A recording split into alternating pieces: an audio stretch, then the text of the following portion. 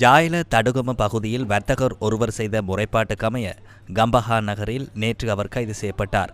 ஒருவர் திருடிய தங்க ஆபரணங்களை முறைப்பாட்டாளர் கொள்வனவு செய்துள்ளதாக தெரிவித்து குறித்த முறைப்பாடு தொடர்பில் சட்ட நடவடிக்கை எடுக்காமல் சம்பந்தப்பட்ட போலீஸ் அதிகாரி லஞ்சம் கோரியுள்ளார்.